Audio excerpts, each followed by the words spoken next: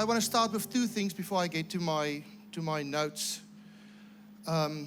Christ Gen is making it easy to live out your testimony. And I want to say something about that. The resources that you will get these 2 days will not be the resources that you pick up. It will be the resources that sticks to your feet. All over, the confetti blinkertjies is all over here. But all over the auditorium you can see all of this. It's the people that came to the front and walked in this. The resources that you need for your church will not be the resources that you pick up. It will be the resources that will stick, and you will walk in it. And I prophesy over you. I prophesy this over you. You will walk into your church and you will know there's a resource that I got in these 2 days, and I will walk in it because it will stick to me. There was a lady in the Bible, she had an alabaster jar, and she washed the feet of Jesus, and it smelled. The significance of it, as she was walking in her community, as she was walking in the marketplace, she smelled like Jesus. People will know that you were at a resource conference because the resource will stick to you and you will walk in it. Amen. Lord, thank you for this session. Thank you that we know that you are God and you are a great God. Thank you, Lord, you are good to us. Thank you, Lord, for the platform that was set for the younger generation just to stand and minister. We worship and exalt you in Jesus' name. Amen. Amen. The second thing that I want to say, and I'm going to say this Afrikaans. Paar jaar terug gaan ek deur 'n moeilike tyd in my eie lewe en ek sit en ek moet 'n boodskap uitwerk en ek weet nie wat om te skryf nie en ek weet nie waarheen om te gaan nie. Ek is 'n moeilike plek in bediening, ek is 'n moeilike plek in my eie persoonlike lewe en die Here sê vir my, hierso is die titel van jou boodskap.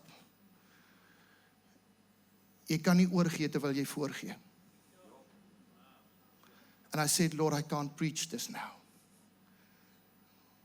Because sometimes we are so good at pretending that pretending is standing like a block in the way of me and you surrendering.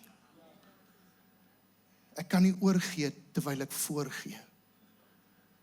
En dit word baie duidelik sigbaar binne die huwelik.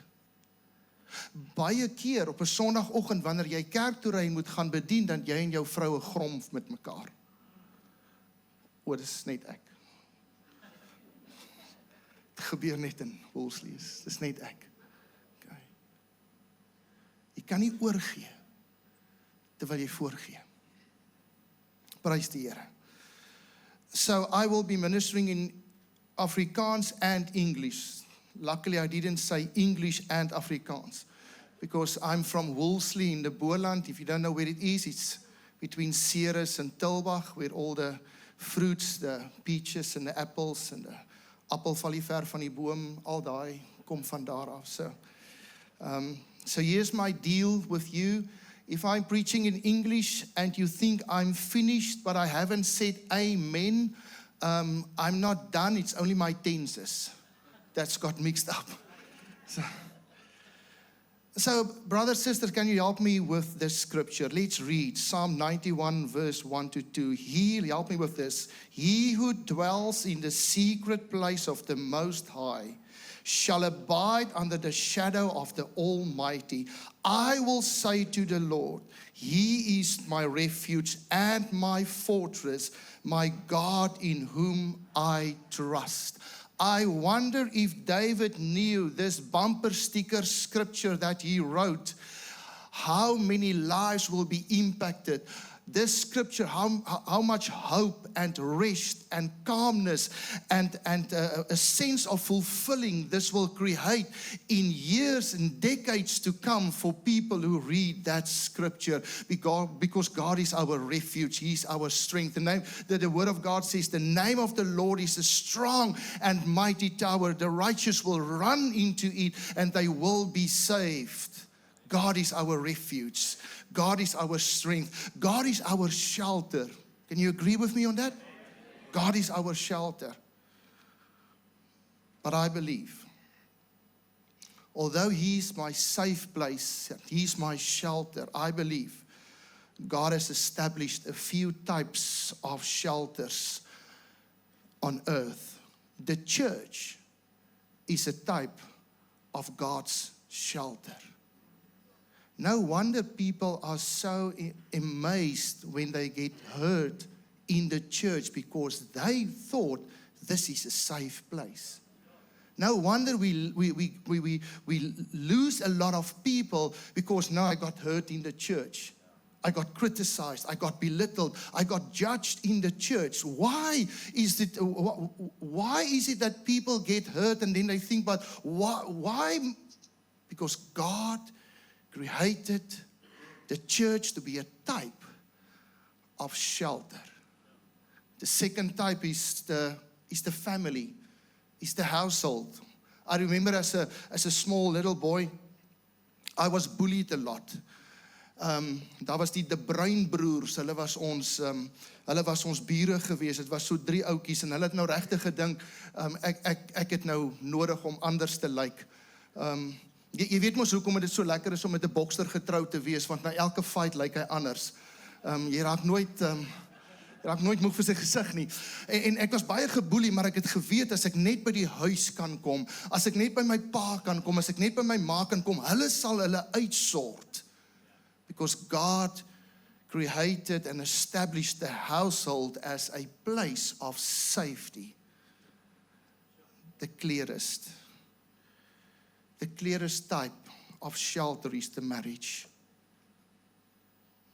The covenant relationship between husband and wife, that is the clearest form. It's the clearest type of shelter. It's the Psalm 91 in action. Because God said, I want you to keep your spouse safe. I want you to shelter your spouse. My question today is your spouse safe with you? Is his, her life, character, personhood, identity, convictions, opinions, is it safe with you?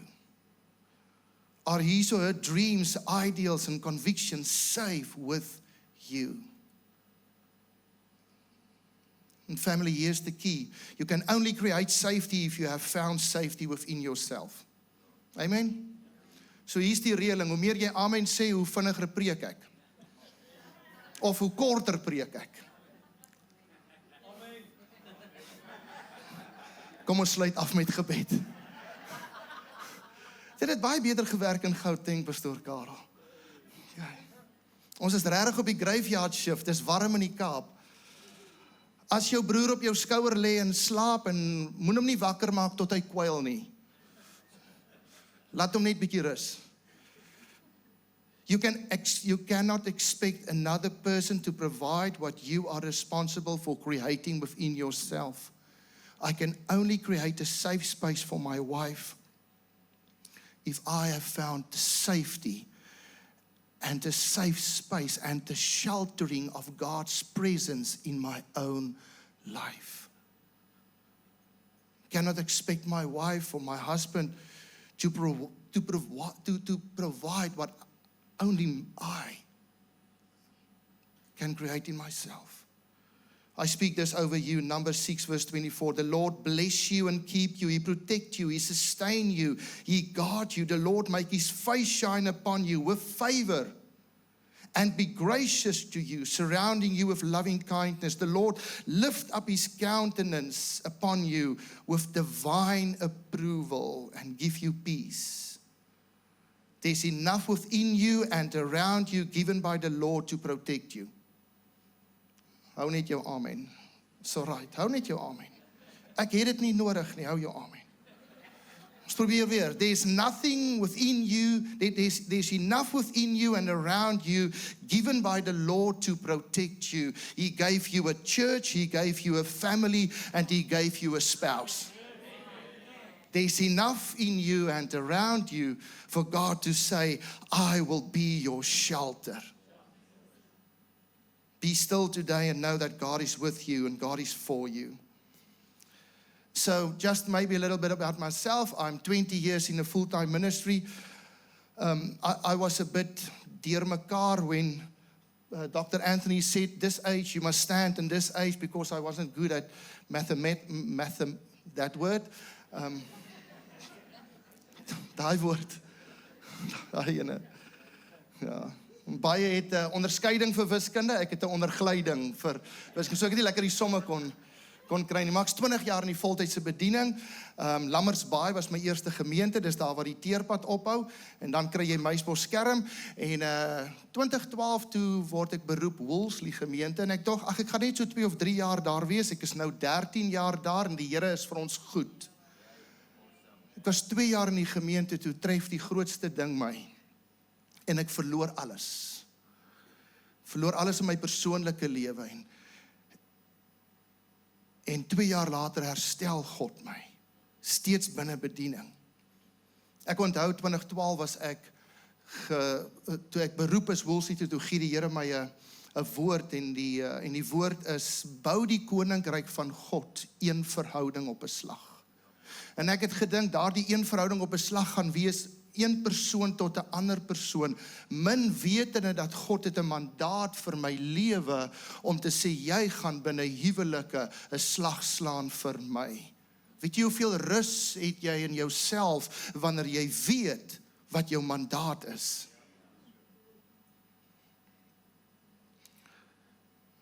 So the little boy came to his father, 4 years old, and he says, Dad, I think it's time that I get married. Dad says, yes, who do you want to get married to? No, I want to get married to Oma, to Grandma. You want to get married to Grandma? Why? Why? No, she's making lekker food, she's spoiling me, she's playing with me, she's washing me behind the ears and all the hills and the valleys, and I'm good and clean and fresh afterwards, and I'm going to marry Grandma. Dad says, but you can't marry Grandma. He said, what? Why not? He said, but Grandma is my mom. The lady says, but I don't know what the problem is, because you are married to my mom.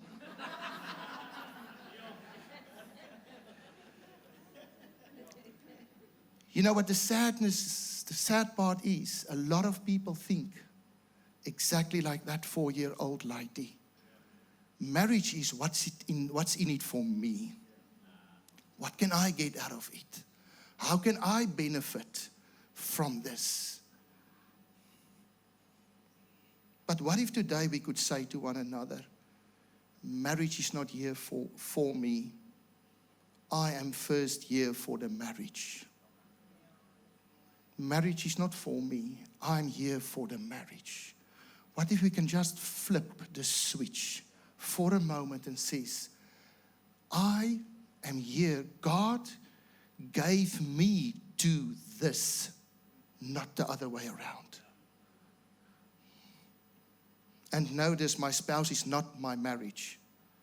My spouse is the one who first benefits from what I do for the marriage. I sit with a lot of couples, and then I said, what is your marriage? No, here, she's sitting right here. Or he's my marriage. No, he's not. That's only the one that benefits first from what you do for the marriage. If we were to give today's conversation a theme, it would be this: a marriage with impact, unity as the foundation of spiritual authority. Just sit with this for a moment. Unity as the foundation of spiritual authority. You see, a marriage with impact is not a marriage without conflict, but a marriage without division. 'n Huwelik met impak is nie 'n huwelik sonder konflik, maar 'n huwelik sonder verdeeldheid. Hou jou amen. Julle werk regtig nie saam nie. Kan julle net iemand anders volgende keer nooi? Hierdie ouens is nie lekker nie. Nee, I'm just joking. Ja. Ek soek maar net so 'n bietjie, amen.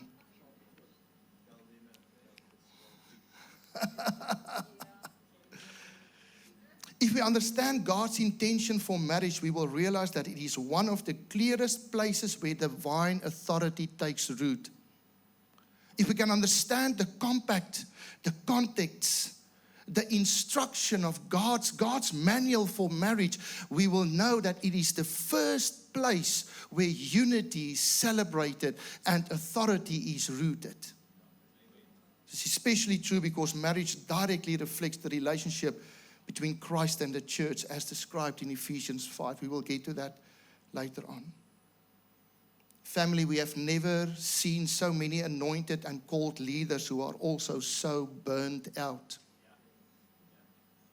The church is full of men and women of God who are tired and they are burdened. And the first thing that we do is we try harder, we pray more, we hope bigger, we dream louder, and we try and we tire ourselves because I must do something to get my anointing back. I must do something to get my footprint back. I must do something. And then we get tired. And then we burn out. We can't understand why is nothing working.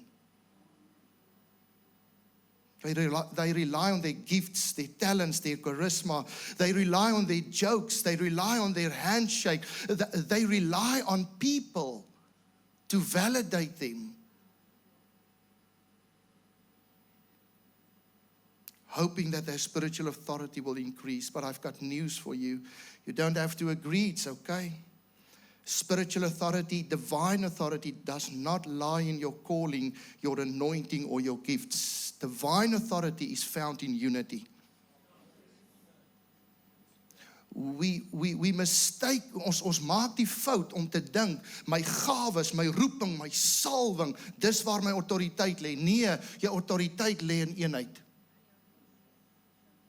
Spiritual authority is founded in oneness. Spiritual authority is the fruit of unity. Your authority is not in your calling. It is founded and rooted in unity. Hoor wat sê die woord van die Here. Matthew 7:28. When Jesus had finished speaking these words on the mountain, the crowds were astonished and overwhelmed at his teaching. For he was teaching them as one who had authority to teach entirely of his own volition. And not as their scribes, listen, who relied on others to confirm their authority. Yes, pastoor, jy het vanoggend so mooi gepreek. Yes, die pastoor, jy het die aarde geskit. Here, nou dink jy het autoriteit. Nee. Jy het net 'n ego.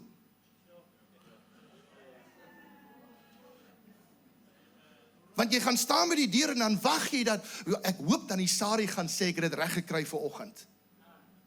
Ek hoop hulle gaan vir my genoeg eer. Luke 4:31. Then he came down from the hills of Nazareth to Capernaum, a city of Galilee, on the shore of the sea, and he was teaching them on the Sabbath. And they were surprised, almost overwhelmed, the word of God says, at his teachings, because his message was given with authority and power and great ability. Unity is the foundation of divine authority. Not your calling, not your anointing, not your words, not even your knowledge of Scripture. Let me clarify, not even your head knowledge of Scripture, but the Scripture that touched and changed your heart creates an authority on which you can stand and say, thus says the Lord. Where there's division, there is no authority. Sometimes the church confuses power with authority. You see, anointing can make you move, gifts can make you function, but where there is unity, authority fills the atmosphere. Dis daai op 'n Sondagoggend of in 'n bidtuur of in 'n huisbesoek of in 'n plek waar jy kom en jy hoef niks te sê nie, maar die gesag van die Here skep 'n atmosfeer waar die vyand sê hier hoort ek nie. Wie doen nog huisbesoek? In Lammersbaai het ek baie meer huisbesoek gedoen as in Wolseley. Ek het 'n boot gehad met die naam huisbesoek, en as hulle by huis toe bel en vra hulle waar is pastoor, dan sê nie huis op huisbesoek. So ek het daar baie meer huisbesoek gedoen as in Wolseley. Kry vir jou 'n boot, broer. Daar skrif, Jesus het 'n paar keer in die boot geklim en dan vir hulle geleer. Where there's unity, authority fills the atmosphere. Jesus did not carry authority because he was impressive. And he was. Jesus carried authority because there was no division or separation between him and the Father. Hy sê in die woord, net dit wat hy vir my sê, sal ek sê. Net dit wat hy vir my sê, sal ek doen. Daar was geen verdeeldheid tussen Jesus en sy goddelike, hier kom dit, sy goddelike mandaat nie. Dis die eenheid tussen hom en die Vader. Dis die krag van die drie eenheid, daardie plek van een wees, wat gemaak het dat Jesus kon spreek en duiwels kon verdryf. Dis daar waar Jesus kon spreek en sê, staan op, jou geloof het jou gered, staan op en loop, neem jou bed op en loop. Dis by daardie geleentheid, wanneer Jesus besef, daar's 'n eenheid tussen my en die Vader, wat ek kan spreek, want ek spreek nie uit myself, ek spreek nie uit my eie roeping, ek spreek nie uit my eie hoe-ha, en hoe goed dit is, en hoe geleerd ek is, en ek spreek net vanuit my eenheid met die Vader. Unity and oneness were the core of Jesus' ministry. There was no separation between him and the Father. He could overcome death, hell, sickness, because the oneness of the Trinity carried authority. Oh, your amen?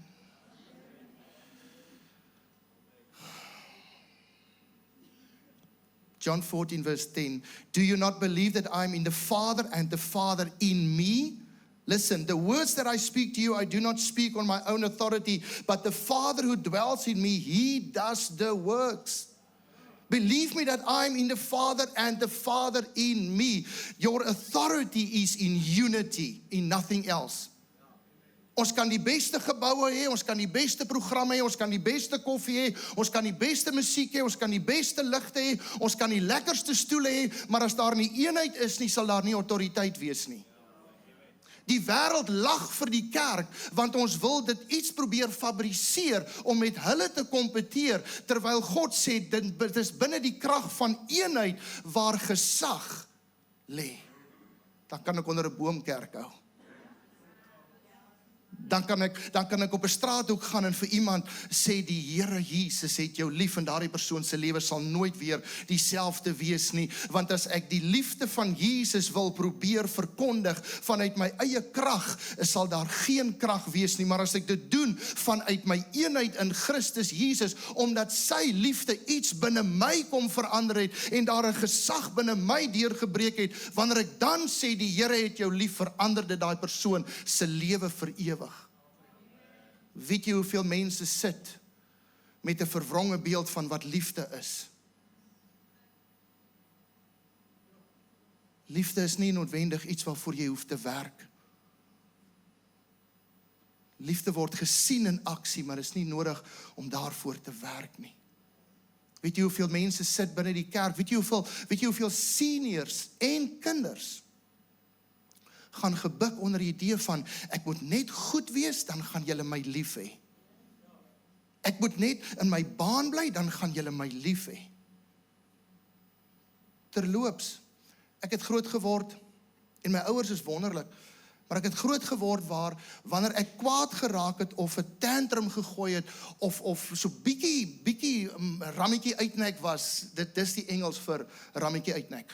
As ek so bietjie rammetjie uitnek was, dan het my ma vir my gesê, moenie jou houding op my kom uithaal, jy gaan sit in die kamer tot jy beter voel. You know what I did? I connected my emotional overwhelm with rejection. And nou kom ek in 'n huwelik, nou kan ek nie my emosies deel nie. Why not? Because I've connected, sharing my emotions. En op klein ouderdom weet jy nie hoe om dit te doen nie. But now we get older and we get married. En nou wil ek my emosies deel, maar ek kan nie, want dit word verbind met die vrees van verwerping. Gaan weg van my af, gaan sit in die kamer, isoleer jouself, totdat jy beter voel, dan kan jy terugkom. Ons moet nie dit doen met ons kinders nie. We must remember we are not raising children, we are raising marriages. You're not raising sons and daughters, you are raising marriages.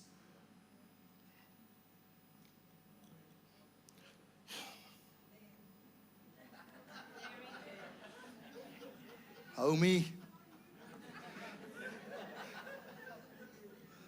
Oh my goodness. You can look at church, we can have the best programs, the best coffee, the best music, the best preaching. But if unity is missing, divine authority is absent. Where unity is missing, authority has to be artificially sustained. En ons doen dit so goed. Ons smile op die regte tyd, ons handdruk is met gevoel, ons maak genoeg oogkontak, ons weet hoe om met mense te werk en om te gaan, net sodat hulle tuis genoeg voel. Maar hier binne my voel ek, weet jy, ek is nie eens lus om jou te groet nie, want jy het my laasweek teleurgestel. Jy kan nie oorgee, terwyl jy voorgee. We try to do that through titles and ranks. Die kerk is nou so vol titels en range. Die Here weet. Jy sê, ek weet nou of ek dit nie mag sê nie, maar dis hoof, apostel, profeet, priester. Want ons wil met range iets probeer fabriseer wat net eenheid eintlik kan doen. We try to do that through titles and ranks and all kinds of mantles, but there's only one mantle, the mantle of righteousness in Christ Jesus before God. Isaiah 61:10 says, amplified, I will rejoice greatly in the Lord. My soul will exult in my God, for he has clothed me with garments of salvation. He has covered me with a robe of righteousness. Afrikaans sê 'n mantel van geregtigheid. As a bridegroom puts on a turban, as a bride adorns herself with jewels. Your mantle beautifies you, not because of you, but because of the glory of God. There's a scripture in Psalm that says, I want to worship you in the beauty of your holiness. You know how that works? I am mantled with the mantle of righteousness. I've got a right standing in Christ before God.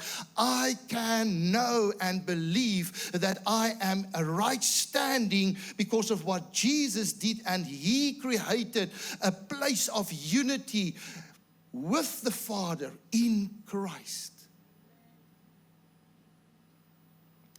It's our righteousness, our right standing before God in Christ that confirms our unity with the Father. By the way, within the church, and you don't have to agree, it's okay, but please just say amen, because it's lonely in front. Maybe I must just get some more sticking on me. The anointing of unity does not rest on the leader. It rests on the council, the vice chairman, the second in command, the second in the hierarchy. The anointing for unity in church lies on the shoulders of the teams, not on the leader. Let me give you scripture. Behold, how good and how pleasant it is for brothers to dwell together in unity. It is like the precious oil poured on the head, maturity, coming down on the beard, maturity, even the beard of Aaron coming down upon the edge of his priestly robes. The anointing for unity were on the shoulders of Aaron, not on the shoulders of Moses. The anointing for unity lies on the teams. Can I try this? The anointing for unity lies on the shoulders of the wife, not on the husband. You see, in position, we are equal because God said in Genesis 2, and they will reign. Not the husband will reign over the wife. No, man and woman, they will reign. So in position, we are equal. As also within the church, the leader is not here and the rest of the congregation is there. No, I am just the first amongst equals. But in function, in hierarchy, there's certain roles and certain functions. The anointing of unity is on the shoulders of the wife, not on the husband.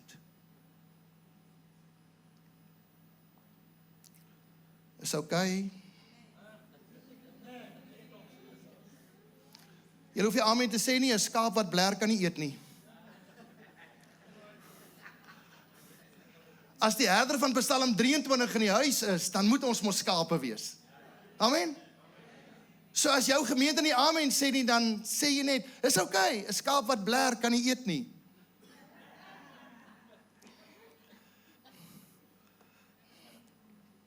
Listen to this. It is like the dew of the Mount Hermon coming down on the hills of Zion. For there the Lord has commanded the blessing, life forevermore. Dew on the grass will only be there because there's an open heaven. Jy kan maar kyk, as daar wolke in die lug is daar nie dou op die gras nie. Die gras is droog. Dis net wanneer die hemel oop is, wat daar dou op die gras is. Do you want an open heaven in your relationship? Stand in unity. Stand in unity. Rise in oneness. If you want the dew and the open heaven of God's grace, God's favor upon your family, upon your household, upon your finances, upon your church, stand in unity. How good it is for brothers and sisters. Alhoewel, ek wil nie meer sê broers en susters nie, want ek hoor die hof gaan nou sê, as jy nie genoeg geld het nie, dan kan jy jou sibling hof toe vat vir onderhoud. So, ek sê nie nou meer broers en susters nie, jy's nou vriend en familie, nee, jy's nou vriend en geliefde, jy's nou niks van my nie. So as jy Sondag by die kerk kom en sê, broer, moet jy weet, is 'n kans dat jy hof toe gesleep word. The unity must be guarded, it must be lived, it must be visible, and it happens when every role, every hierarchy, and every assignment is understood.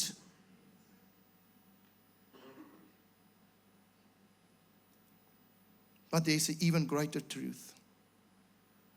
We are often more inclined to show, protect, enhance, defend unity within the church, while the greatest key to divine authority is the unity and oneness within the marriage. We are more prone to create and protect the unity within the church, maar ek en my vrou of ek en my man is nie eers in eenheid by die huis nie. Ons stap nie eers daar in ons rol nie.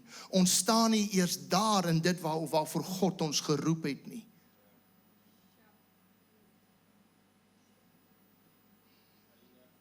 Ons kan nie krag met gesag verwar nie. Ons kan die krag hê om eenheid te probeer stimuleer, maar daar waar eenheid waarlik is, sal gesag die atmosfeer vul. This is reflected in the words of Paul in Ephesians 5. Wives, submit to your own husbands. Jy het meer vrouens wat aan die pastoor onderdanig is in die spanne as wat aan hulle eie man is. Ek wil huil as ek dit sê. Ek wil huil as ek dit sê. Nee, pastoor, kan ek vir jou koffie bring? Nee, pastoor, kan ek hierdie vir jou doen? Pastoor, kan ek hierdie? Maar jou man by die huis, hy moet droë bek, droë keel.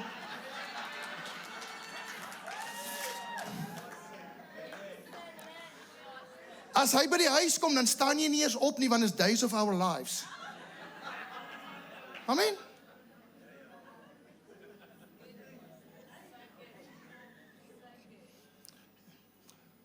Het ek droogbek gesê? Weet jy hoekom het ek? Want ek wil. Husbands, listen, submit to your own husbands as the church submits to the Lord.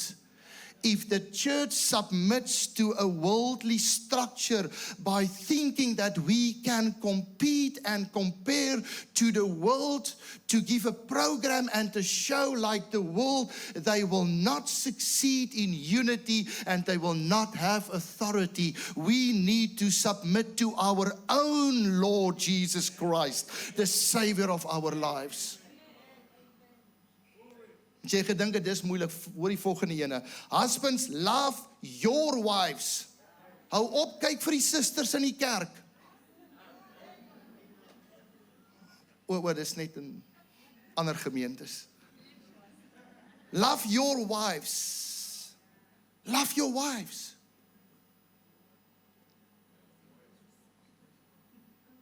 As Christ loved the church and gave himself for her. You see, love for and respect towards one another complements unity. Vat dit net en sit dit gou vir jou 'n oomblik in jou hart. Love for my wife and respect towards my husband complements unity. In position we are equal, in function we have different roles. This is why the man is responsible, listen, for the atmosphere of love in the home and the woman for the atmosphere of respect. We get it the other way around. We think that the mother's love must cover everything and the dad is there to give the hidings. Hulle moet die boude warm maak, laat die was in die ore kan smelt. But that's not what the word of God says. Elke man, jy's verantwoordelik vir die atmosfeer van liefde in jou huis.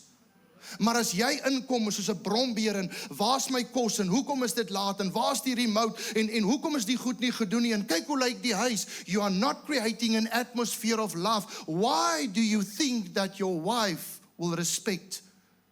Because we mustn't. Ons moenie respek met vrees verwar nie. Husbands, you are responsible for the atmosphere of love. Listen, verse 26, that he might sanctify and cleanse it with the washing of water by the word, that he might present it to himself as the glorious church, without spot or wrinkle or any such thing, but that it should be holy and without blemish. Die Afrikaans sê, sonder rimpel, sonder vlek. Broer, as jou liefde vir jou vrou haar oud maak voor haar tyd, want rimpel is in ons taal plooie. As jou liefde vir jou vrou haar oud maak voor haar tyd, is jy besig om iets verkeerd te doen. Daar's te veel vrouens wat 30 jaar oud is, maar hulle lyk soos tussen 80 en biltong.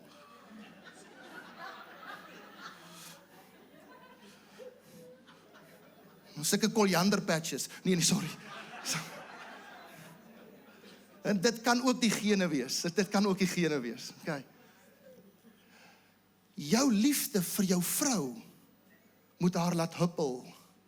Dit moet haar vul met krag. Dit moet haar vul met inspirasie. Dit moet haar vul met 'n jonkheid van gees.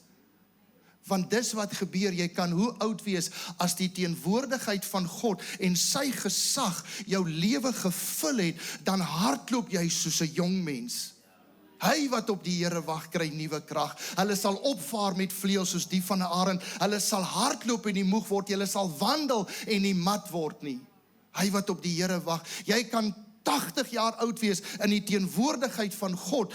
Dink jy, praat jy, tree jy op, bedien jy soos 'n jong mens. Dankie vir die amen. The father teaches the children about love. Hoe anders gaan jou kinders van die vader se liefde weet as jy as vader dit nie modelleer? And we've got a fatherless generation. And we are trying to bring that back, and we are trying to position the fathers. But we need to train our fathers that you are responsible for the atmosphere of love. You are not the oppressor. You are not the one that, jy sien die een wat hoe en almal die mekaar gooi nie. The wife, it is your responsibility to create the atmosphere of respect, because the mother teaches the children about respect, honor, order, structure, the fear of the Lord. How will our children know to surrender to the higher greatness and glory of God if it's not modeled in the house by a mother that trained them that we need to have a look up relationship with our dad? That's why the church struggles to surrender. Jy kan maar kyk, daar waar ma die scepter geswaai het en die broek gedra het, daar die kinders sukkel om oor te gee. Hulle kom by die kerk en sê hulle, pastoor, ek weet nie om oor te gee nie. Ek wil so graag, iets moet breek, ek weet nie om oor te gee nie. You know what the problem is? Liefde is 'n verwronge beeld en respek is 'n vyand. Want ek dink mos, as ek oorgee, as ek respek gee, as ek onder gesag staan, is ek swak. Eet skaap, eet. Hou jou amen. This is not about ungodly submission where the woman has no voice or opinion. Please understand this. In position we are equal, but in function there is a hierarchy. Submission becomes visible in the attitude of looking up to my husband. Sister, ek wil vandag, vriendin, ek wil vandag vir jou sê. Jou man is so bang om gesig by jou te verloor. Jou man is so bang om vir jou te wys, ek het ook voete van klei. Jou man is so bang om vir jou te wys, ek kry ook soms swaar en seer. Dit gaan met my soms moeilik. Please carry your husband by respecting and honoring not him, but that which he represents. It is not a matter of idolizing my spouse or deciding whether he or she is worthy of my love or respect, but rather honoring the God-given mandate on the marriage as a contact point for unity, because the marriage is the first and foremost contact point of unity. Hy wat skuiling vind en bly. Ek sal vir die Here sê, my toevlug, my rots, my bergvesting. Die huwelik is die duidelikste vorm van God se skuilplek. Unity flourishes in safety. Unity flourishes in safety. How do I know when I feel unsafe in my marriage? My being wants to fight, flee, or freeze. My system goes into survival mode, and I begin to see my spouse as my enemy, the one that wants to change me, the one that wants to reject me, the one that's not happy with me. How will I know if I feel unsafe in my marriage? It's the one that I feel is threatening who I am, not accepting my whole being. You know what is intimacy? If you break the word into segments, it stands for intimacy. And sometimes our wives and our husbands, we struggle with the intimacy because I feel unsafe. I cannot show my heart. I cannot show my true feelings. I cannot share where I am within myself. There's no intimacy. Because there's no safety. Because there's no unity. And by the way, intimacy is not sex. Sex is part of intimacy. Laat ons hierdie twee met mekaar verwar nie. When I feel threatened, I do not think what is my emotional need or what does my spouse need. I immediately think, how do I protect myself? So how will you know if you feel unsafe in your relationship? The first thing that you ask when you are confronted, that you ask yourself, how do I protect myself? So I may attack, I may go silent, I may use sarcasm or passive aggressiveness. We are so good with passive aggressiveness. You know what is passive aggressiveness? Ons is by 'n braai en ons kuier saam met vriende en nou het ek so 'n steekie hier na my vrou toe want ek wil net gou vir haar op haar plek hou en ek wil net gou 'n grappie maak en dan sy vir my sê maar dit het seer gemaak en sê maar dit was net 'n grap. Brothers, don't do that. It's passive aggressive. You are not building your wife.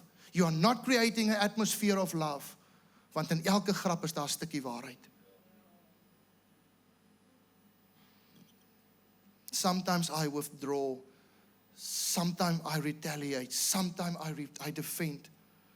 But beneath this behavior are usually only three things. I'm afraid of not being important to you. I'm afraid of not being enough for you. And I'm afraid of being shamed or rejected by you. So the next slide, there's an assessment. I want to ask you, can you open your phone and your camera and you scan the next, where's the next slide? Just scan that QR code. There's 20 questions. You will see at the right-hand side at the top, there's the English and the Afrikaans version. You can just click on that. If you want to do the assessment in English, you do that. If you want to do it in Afrikaans, you are more than welcome. There's 20 questions. This is to create a sense of awareness of where am I in my relationship concerning feeling safe or unsafe. If you can just do that, please. As jy dit nie kan scan nie, dis nie my skuld nie, dis Pastoor Jackie se skerm.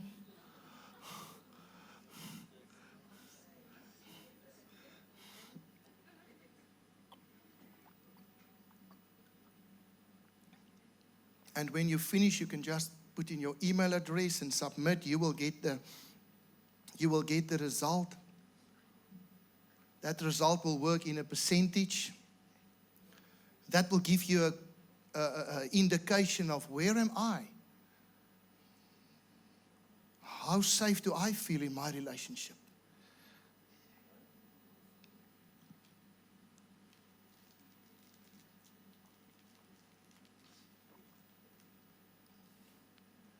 Sien, Pastoor Patrick het gepraat van 'n tech church.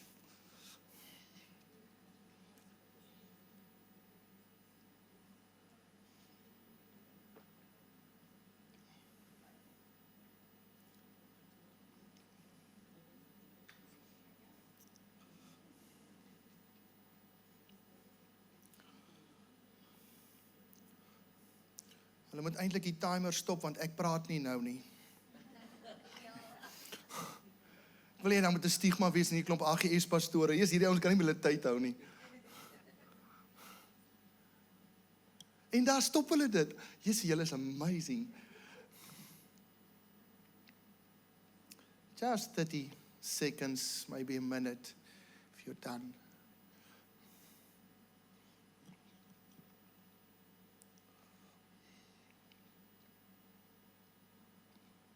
If you can't find it here, there at the bottom, there at the, aan die agterkant, at the back, there's also the QR code on that screen if you want to get it there. If your phone can't scan it, then you need to upgrade your phone. No, I'm joking. I'm joking. Sorry.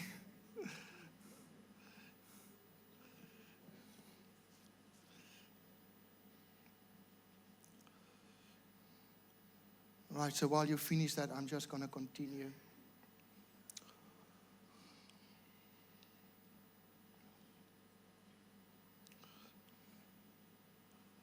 Praise God.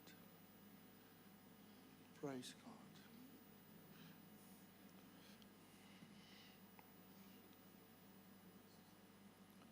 Praise the Lord.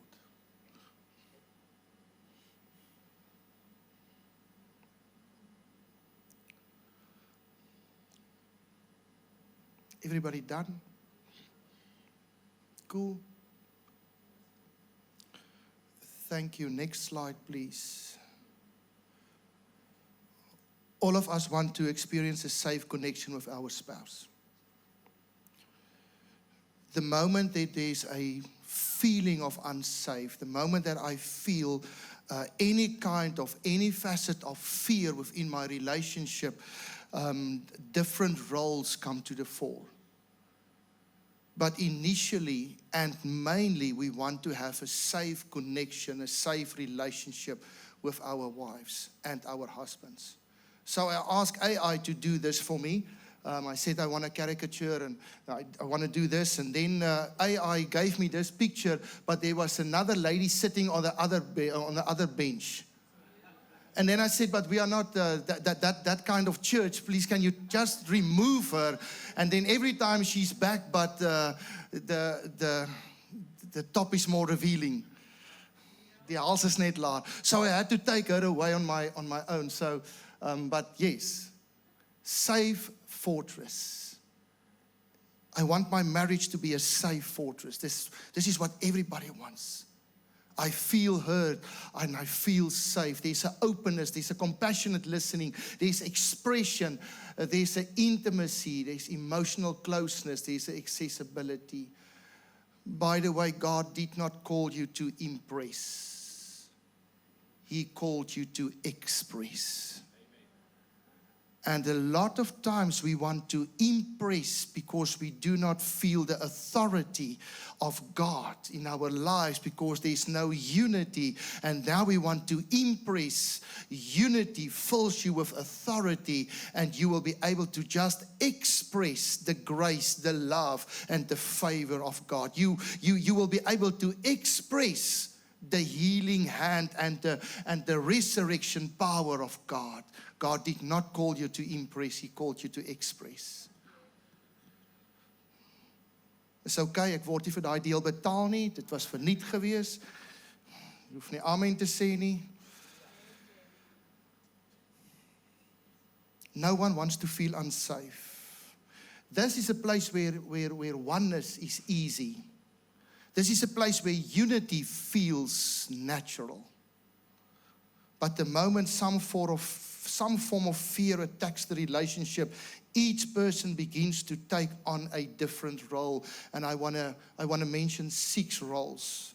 Many roles arise from a place of fear. When safety breaks, people move from openness to control or withdrawal. Vulnerable transparency to self-protection. Here are a few examples. Next slide. The avoidant. When I don't feel safe in my relationship, I go and I will be the avoidant, the withdrawer. My deepest fear is I will be overwhelmed or controlled. My core need is space, emotional regulation, the characteristics. Independent, keeps emotions internal, quickly becomes overstimulated, conflict avoidant. So I will not go into conflict. I will hide, I will avoid conflict as far as possible. I withdraw. Many people use silence as punishment, but sometimes the deeper reason is I do not feel safe enough or valued enough to speak or to share my emotions with you. En nou dink ons die man het stilstype, eintlik is hy net so onveilig in homself, dit help nie ek deel enige iets met jou nie, want jy luister in elk geval, gee in elk geval nie om nie. That's the avoidant. I close myself off. I protect myself from you.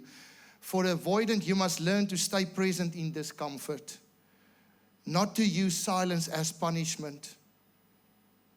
The next one is the pursuer. In this person's mind, it makes sense that if I get you back, I get us back.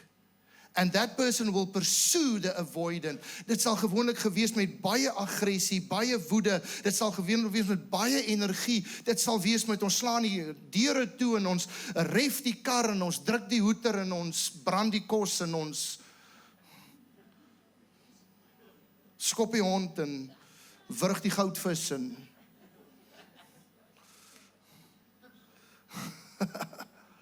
Their biggest fear is abandonment. The pursuer's biggest fear is abandonment. They criticize or complain to get a reaction. They want immediate conversation. Ons moet dit nou praat, ons moet dit nou uitsorteer. Terwyl die avoidant sê, nee, ek kan nie nou nie, ek voel oorweldig. Gee my 'n kans. En die pursuer sê, nee, nou. Die avoidant sê, nee, later of nooit. You must learn to pause. If you go into a role of a pursuer, you must learn to pause. The other word for pause is you must learn to trust love. You must learn to trust love. Not to demand immediate response. You must self-regulate before confrontation. In our terms, haal asem voor jy praat. The next one is the role that I go into when I don't feel safe or there's any idea of fear or feeling of fear in the relationship is the controller. Their deep fear is if I don't take control, everything will fall apart. They have strong opinions, struggle to ask for help. They will not show any weakness. They will often micromanage.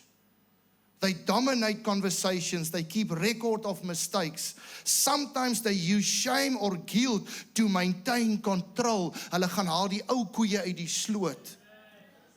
Hulle gaan gebruik die ou goeders om genoeg ammunisie te hê om iets te sê of net te kan wen.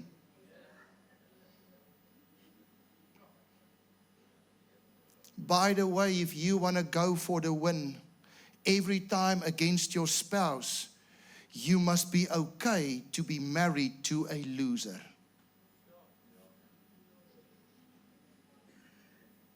If you want to go for the win, ek sal enigiets doen om te wen, ek sal enigiets doen om hierdie argument te wen, ek sal enigiets doen, maar vir jou sal ek op jou plek hou. You must be ready and okay with the idea that the wife that God gave me, or the husband that God entrusted to me, I must be okay to be married to a loser if I want to be a winner.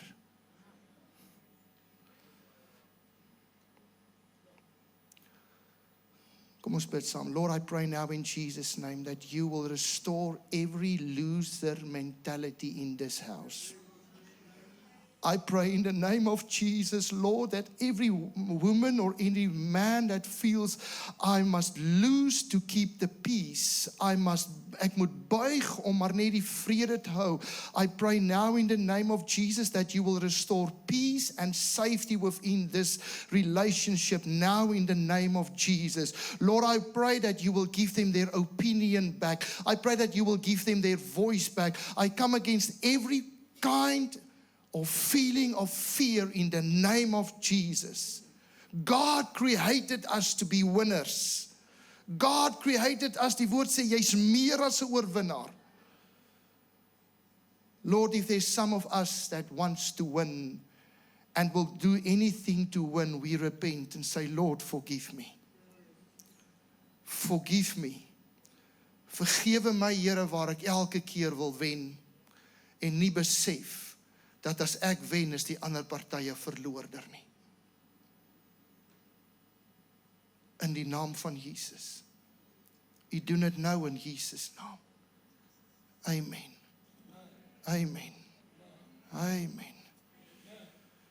The controller, you must learn to surrender. You must learn to ask for help. You must learn not to earn love through performance. Let your spouse make one decision per day.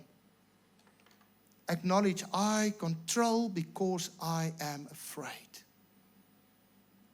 If there's a sense of controlling within you, you must realize and you must confess, say, Lord, help me, guide me, because I realize I control because I'm actually afraid. Ek is bang ek verloor my staanplek. It's amazing hoe dit inpas by Dr. Anthony se goed. The opposite of the controller is the peacemaker. These are the people pleasers. The hardest thing for them to do is to say no. Ken jy sulke mense, hulle sal nooit nee sê nie. Hulle sal agteroorbuig, jy sal 'n ja by hulle kry. En weet jy, dis daardie mense wat ons baie keer misbruik. Want ek gaan net vir suster so bel, want sy sal ja sê. Ek gaan net vir hierdie broer bel, hy sal ja sê. It's the people pleasers. Hulle grootste probleem is, ek kan nie nee sê nie. Weet jy, as jy nie kan nee sê nie, beteken dit jy het nie boundaries nie. En jy het nie selfwaarde genoeg in jouself om te sê, nee, weet jy, ek kan nie nou hierdie nie. Hou jou amen. They fear conflict. Hulle sal die vrede bewaar ten koste van hulle self. Terloops, vrede ten koste van jouself is nie ware vrede nie. They agree even when they feel differently. They avoid difficult conversations and sometimes carry silent resentment for years until one day they explode. The peacemakers are the most dangerous people.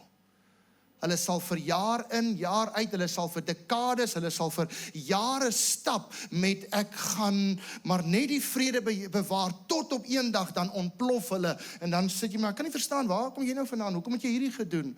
But they carried burdens for years.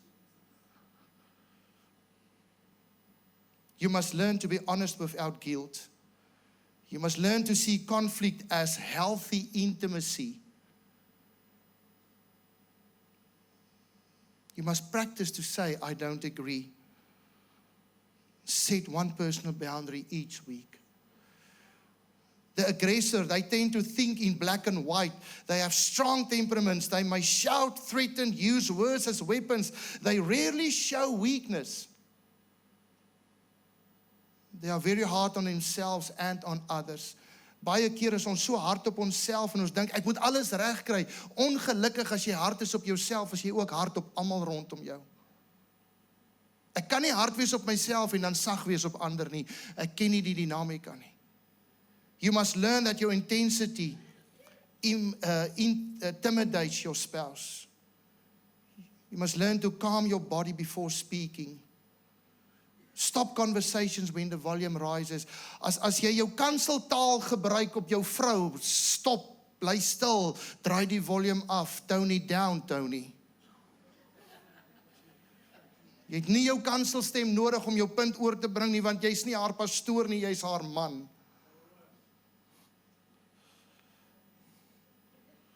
As julle geweet het, dit gaan nie lekker wees, het julle lank al spitbraai toe gegaan. So. Stop conversations when the volume rises. Hou op gil in die binnekamer. Hou op gil in die binnekamer. Hou op so raas dat jou maat so vrees het dat sy in elk geval nie hoor nie. Rather use I feel instead of accusations. So ek weet my tyd is verby en ek moet land, maar ek kan nie land nie, want daar is nog te veel heilige koeie op die aanloopbaan, so gee my net nog 'n oomblik. Net gou 'n paar goed nog sê. The withdrawn, the depressive person, next slide. They have low energy, they withdraw emotionally, they quickly feel hopeless. Hulle is teen die aggressor, hulle is die een wat opposite of the aggressor. They show little initiative and little emotional presence and they avoid intimacy. The truth they believe is, I'm not good enough, I am a burden. Hulle glo, ek hou jou terug. Ek is nie goed vir jou nie. Ek hou jou terug. You must learn. What is his name? John. John must learn that withdrawal also causes pain. That small presence builds safety. What can he do practical? Start with a 10-minute daily check-in. Physical touch without conversation. So, who usually ends up opposite each other? The most common combinations is the pursuer versus the avoidant, the controller versus the peacemaker, the aggressor versus the withdrawer. Why? Because they trigger each other's deepest fears. The The more one pursues, the more the other one withdraws. The more the one controls, the more the other one adapts. The more one explodes, the more the other one shuts down.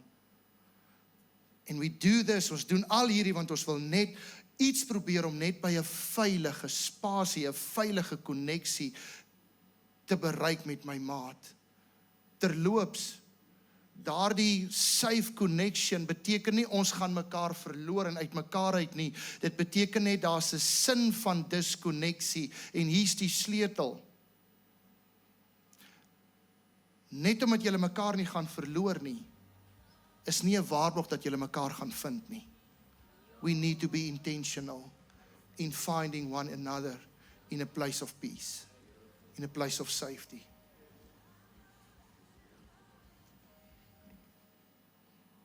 Safety and secure connection are restored when each person takes responsibility for their own triggers. We cannot remove triggers. As ek my arm seer gemaak het en hy's oopgesny en dis seer, dan beskerm ek dit en dan jare later is dit net 'n letsel. Ek kan nie die letsel wegvat nie, maar dis nie meer seer nie. I cannot remove triggers.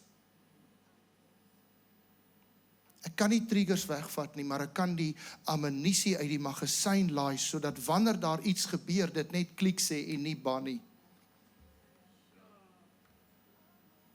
Can I say that again? We cannot remove triggers, but we can remove the ammunition from the magazine so it cannot cause damage. And you are responsible for your own triggers, saying, Lord, I need you. I cannot blame my wife or my husband for what I am going through, and I cannot keep them responsible for something that only you can do within my life. I need to deal with my own triggers. I need to heal. I need to ask God, heal the wounds of childhood, heal the wounds of stuff that's holding me back. I cannot keep my wife or my husband responsible. And we do that by identifying the fear. How do I deal with a trigger? I do it by identifying the fear. Because when we deal with the core fear, we can return to a place of safety. And the core fear is always connected to your need. What do you need? What do you need? What do you need? What do you need to feel safe? And here's the problem. Die man sê vir die vrou, nee, ek weet wat jy nodig het om veilig te voel en ek sal dit vir jou gee. Mans, stop dit. Jou vrou sal vir jou sê wat sy nodig het. Vrouens sal sê, nee, maar ek weet wat my man nodig het om veilig te voel. Nee, jy weet nie. Vra vir hom, wat het jy nodig? To restore the safe connection, the greatest key is, what do you need to feel safe? That's the greatest question. So how do we rebuild safety in a marriage? I like Morgan Birch's SEEN acronym. It stands for SEEN. Next slide, please. Scared, embarrassed, expectation, and need. What am I actually afraid of right now? Am I afraid of abandonment, rejection, not being enough? Afraid of losing control? By the way, most anger in relationships actually is afraid underneath it. Baie woede en baie kwaad het eintlik net vrees onder dit. Embarrassed, where do I feel exposed, ashamed, small or inadequate? You see, embarrassment touches wounded pride, insecurity, or the feeling of being judged. Expectation, and we get this wrong, want ons dink baie keer, nee, my man moet mos weet wat ek nodig het, en dan sê ek nie vir hom nie, maar ek kan nie vir hom sê nie, because into me see is te bang om iets te sê. And now we don't share our expectations. And then there's assumptions. What expectation did I have that was not met? Unspoken assumptions are often the real conflict. Die oomblik wanneer daar 'n verwagting nie ontmoet is nie, sal teleurstelling die atmosfeer in die huwelik skep, en waar teleurstelling is dit die grondwerk vir bitterheid, en waar bitterheid is, daar is resentment, alhoewel die Afrikaans is weerwraak. There will be resentment, but it doesn't start with resentment, it starts with expectation that is not met, so I'm disappointed, and that's a root for resentment. Most couples divorce because of resentment. Die statistieke sê, meeste huwelike gaan uit mekaar uit omdat daar resentment is, daar's weerwraak. Dit het opgebou. Terwyl die woord van die Here sê, Paulus skryf, hy sê, moenie in die genade veragter nie dat daar nie 'n wortel van bitterheid opskiet nie. Nou regtig gedink as ek vir jou skrif gee, gaan jy amen sê. So. What do I truly need? What do I truly need right now? Do I need reassurance? Do I need respect? Do I need clarity? Do I need comfort, cooperation? The need is the most important part. Next slide. The need is the most important part because once it is expressed, someone can respond to it. And why did I put that slide with the little daughter and the little boy? Because sometimes the need is not, my behoefte is nie so oud soos wat ek nou is nie. My behoefte is altyd iets wat in my kinderjare gebeur het. If I can meet your need, I can establish a safe connection. Because unity flourishes. Safety flourishes in unity. Unity is the foundation for spiritual authority. Kom ons bid saam. Lord, I thank you. I thank you, Lord, that we as church can model church in our marriages. Thank you, Lord, that we as church can model the greatness, the dynamics of love and honoring, because love will always be met by respect. Where there's love, there will be surrender and honor. I pray now in the name of Jesus, Lord, that we will get this right by the grace of God, not in our own strength. Your word says, not by power, not by might, but by my Spirit, says the Lord.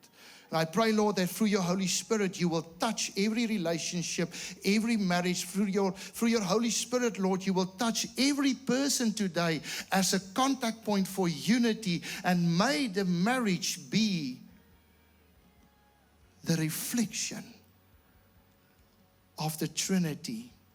Me and the Father in me, we are one. In Jesus' name. Lord, I speak a blessing and your favor upon every marriage. In Jesus' name. To God be all the glory. And everybody says, Amen.